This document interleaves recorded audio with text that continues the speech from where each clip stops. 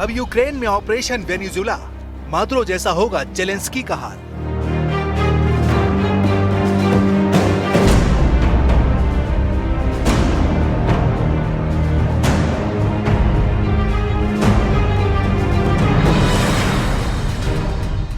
रूस यूक्रेन जंग अब जबरदस्त मुकाम पर पहुंच चुकी है और इस वक्त इसके पीछे की सबसे जबरदस्त वजह वेनेजुएला पर अमेरिका का वो हमला बताया जा रहा है, जिसमें वेनेजुएला में लगभग 13 साल से राष्ट्रपति के पद पर बैठे निकोलस मादुरो को अमेरिका के डेल्टा फोर्स उठाकर अमेरिका ले गई। 3 जनवरी 2026 को वेनेजुएला पर हुए अमेरिकी हमले के बाद से पूरी दुनिया में तीखी बहस हो रही है। क्या पुतिन और ट्रंप के बीच कोई गुप्त डील हो गई है? क्या 15 अगस्त 2025 को अलास्का में ट्रंप और पुतिन की मीटिंग के दौरान रूस और अमेरिका ने तय कर लिया कि रूस यूक्रेन पर कब्जा करेगा और अमेरिका पूरे वेनेजुएला पर कब्जा कर लेगा? जबकि दुनिया जानती है कि यूक्रेन अमेरिका का जबरदस्त सहयोगी है, ठीक वैसे ही जैसे वेनेजुएला रूस का जबरदस्त समर्थक है। और कुछ अपुष्ट खबरों में दावा किया गया कि ट्रंप ने वेनेजुएला पर सीधा हमला करके और राष्ट्रपति निकोलस मादुरो और उनकी पत्नी सिलिया फ्लोरेस एक तरह से पुतिन को इशारा कर दिया है कि रूस को अगला कदम यूक्रेन में क्या करना चाहिए। हैरानी की बात तो यह है कि 3 जनवरी 2026 को अमेरिका का वेनेजुएला पर हमला हुआ और उस हमले के 2 दिन के अंदर ही पुतिन के करीबी और रूस के पूर्व राष्ट्रपति दिमित्री मेदवेदेव ने चेतावनी दी कि वेनेजुएला के राष्ट्रपति मादुरो की तरह ही रूस जेलेंस्की की गिरफ्तारी के लिए अभियान चला सकता है। रूस ने जेलेंस्की पर हाल में ही आरोप लगाया कि जेलेंस्की के आदेश पर पुतिन के घर पर यूक्रेन ने 91 आत्मघाती ड्रोन से हमले की कोशिश की थी। कुछ रिपोर्ट्स में यहाँ तक दावा किया गया कि अमेरिका अब जानबूझकर यूक्रेन जंग से दूर जाना चाहता है। अगर ऐसा होता है तो पुतिन के सामने यूक्रेन और यूरोपीय देशों की सेना ताश के पत्तों की तरह ढह जाएगी। हम शुरुआत करते हैं कि कैसे ट्रंप का वेनेजुएला युद्ध पुतिन को यूक्रेन युद्ध तेजी से जिताने लगा है। ऑपरेशन वेनेजुएला से खौफ में जेलेंस्की, ट्रंप ने किया पुतिन को इशारा।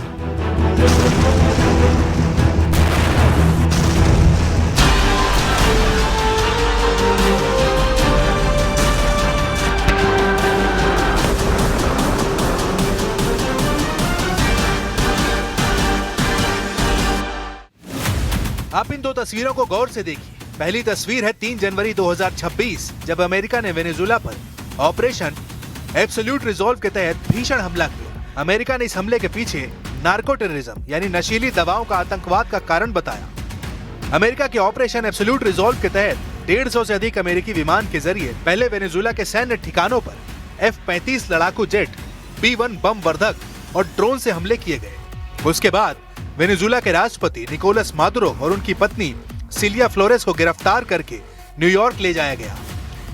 जबकि दूसरी तस्वीर में 24 फरवरी 2022 से चल रहे रूस यूक्रेन की वो तस्वीरें हैं जहां अब तक लाखों सैनिक मारे जा चुके हैं। यूक्रेन के राष्ट्रपति जेलेंस्की को अभी तक जहां अमेरिकी राष्ट्रपति ट्रंप का साथ मिल रहा है, वहीं पहली बार अब जेलेंस्की को लगने लगा कि ट्रंप ने जिस तरह से वेनेजुएला पर हमला करके वहां के राष्ट्रपति निकोलस मादुरो को गिरफ्तार किया है, उससे यूक्रेन जंग में अमेरिका की भूमिका को गहरा झटका लगेगा। और इसके पीछे की सबसे बड़ी वजह है रूस ने वेनेजुएला जंग में अमेरिका का जैसा विरोध नहीं किया जैसा उसे करना चाहिए।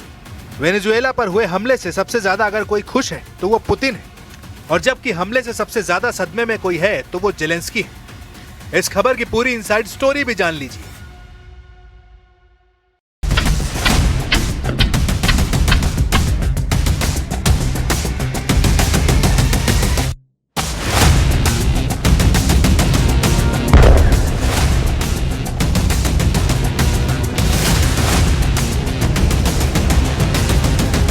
रूस ने आधिकारिक तौर पर अमेरिकी कार्रवाई की निंदा की है, इसे अंतर्राष्ट्रीय कानून और सशस्त्र आक्रमण बताया है। हालांकि कुछ विश्लेषणों से लगता है कि रूस गुप्त रूप से इस घटना से प्रसन्न हो सकता है, क्योंकि कुछ रिपोर्ट्स और सोशल मीडिया चर्चाओं में दावा किया गया है कि अमेरिका और रूस के बीच एक अनौपचारिक सौदा हो सकता है। इसके तहत अमेरिका वेनेजुएला पर हमला करता है तो बदले में रूस को यूक्रेन में कब्जा करने की खुली छूट मिलेगी। इससे रूस यूक्रेन में अपनी शर्तों पर शांति समझौता करा सकता है। वेनेजुएला पर रूस की अंदरूनी खुशी और जेलेंस्की की घबराहट क्यों बढ़ गई है, जरा इसे भी जान लीजिए। पुतिन के करीबी पूर्व रूसी राष्ट्रपति दिमित्री मेदवेदेव ने चेतावनी दी है कि वेनेजुएला के राष्ट्रपति मादुरो की तरह ही रूस जेलेंस्की की गिरफ्तारी के लिए अभियान चला सकता है। दिमित्री ने वेनेजुएला में अमेरिकी ऑपरेशन को ग्लोबल मिसाल बताया है। वॉशिंगटन पोस्ट के मुताबिक अक्टूबर 2025 निकोलस मादुरो ने अपने जिगरी दोस्त पुतिन को पत्र लिखकर ड्रोन, मिसाइल और रडार की मांग की थी। उनकी मांग रूस ने पूरी नहीं की, यानी कहीं न कहीं रूस वेनेजुएला को घातक हथियार देने से बचता नजर आया, क्योंकि अक्टूबर 2025 से पहले 15 अगस्त 2025 को अलास्का में ट्रंप और पुतिन के बीच मीटिंग हो चुकी थी, जिसमें शायद ट्रंप और पुतिन के बीच कोई गुप्त डील वेनेजुएला और यूक्रेन को लेकर हो चुकी है। इसलिए जेलेंस्की वेनेजुएला में अमेरिका के हमले के बाद से घबराए हुए हैं। उन्हें लग रहा है कि पुतिन भी निकोलस मादुरो की तरह उनको सैन्य ऑपरेशन के जरिए गिरफ्तार कर सकते हैं। हालांकि जेलेंस्की ने वेनेजुएला में हुई अमेरिकी कार्रवाई की तारीफ की, लेकिन अंदर क्या चल रहा है किसी को कुछ पता नहीं है।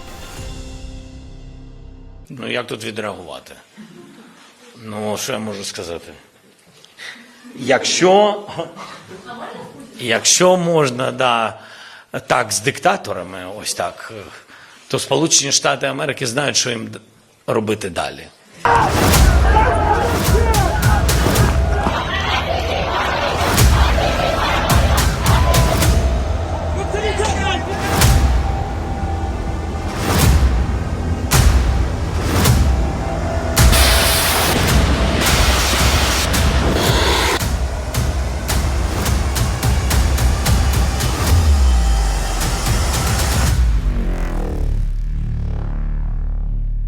वेनेजुएला में हुए अमेरिकी सैन्य कार्रवाई राष्ट्रपति जेलेंस्की को अंदर से हिला चुकी है।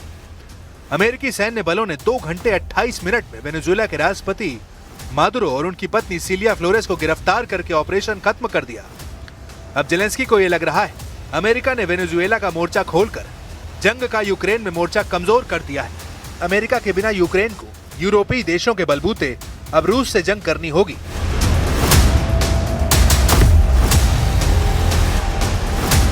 पेरिस में 30 यूरोपीय देशों की मीटिंग से साबित होता है कि अब यूक्रेन के साथ साथ यूरोपीय देश भी अमेरिका के बिना रूस से जंग की कोशिश में जुट गए। हम आपको दिखाते हैं कि कैसे यूक्रेन अमेरिका और यूरोप के दम पर अरबों डॉलर की जंग अब तक रूस से लड़ चुका है और रूस कैसे अकेले दम पर यूक्रेन और यूरोप से सीधा मुकाबला कर रहा है। जेलेंस्की पर वेनेजुएला की दहशत।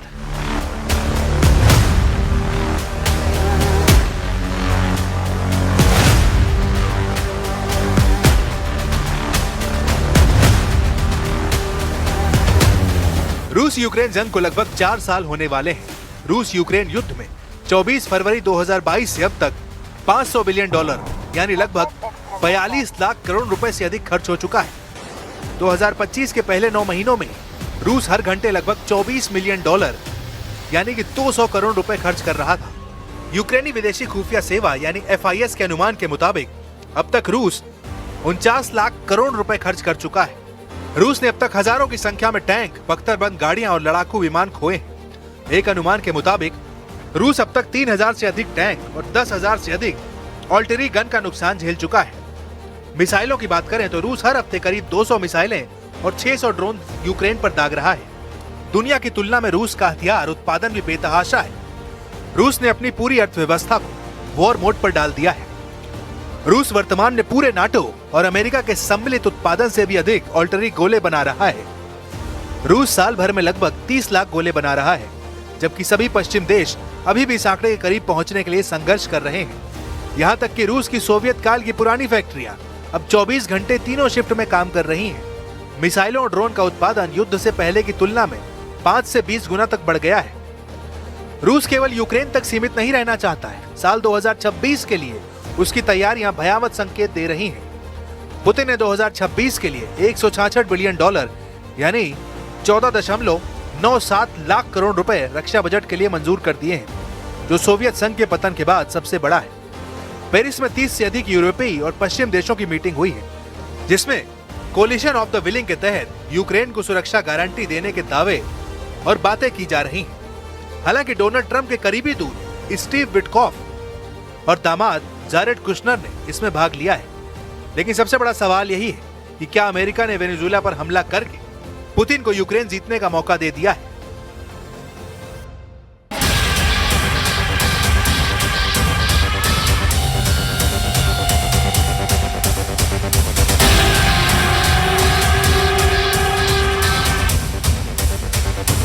हैरानी की बात है कि यूक्रेनी राष्ट्रपति जेलेंस्की ने राष्ट्रपति ट्रंप के साथ हुई मीटिंग के बाद जिस तरह से 90% शांति समझौता तैयार करने का दावा किया था, वही जेलेंस्की वेनेजुएला पे हुए हमले के बाद से गहरे सदमे में है। जबकि जो रूस जेलेंस्की के दावों का जोरदार खंडन कर रहा था, वो रूस अब वेनेजुएला पर हुए हमले के बाद से यूक्रेन में अपनी बड़ी जीत के दावे करने लगा है। कुछ अमेरिकन मीडिया ने अनुमान लगाया है कि शायद ट्रंप और पुतिन के बीच कोई गुप्त डील हो चुकी है। ट्रंप की पुतिन पर मेहरबानी के पीछे कुछ गहरे राजनीतिक कारण बताए जा रहे हैं। ट्रंप रूस को चीन से दूर करना चाहते हैं। उन्हें लगता है कि रूस को यूक्रेन में थोड़ी ढील देकर वो पुतिन को अमेरिका के सबसे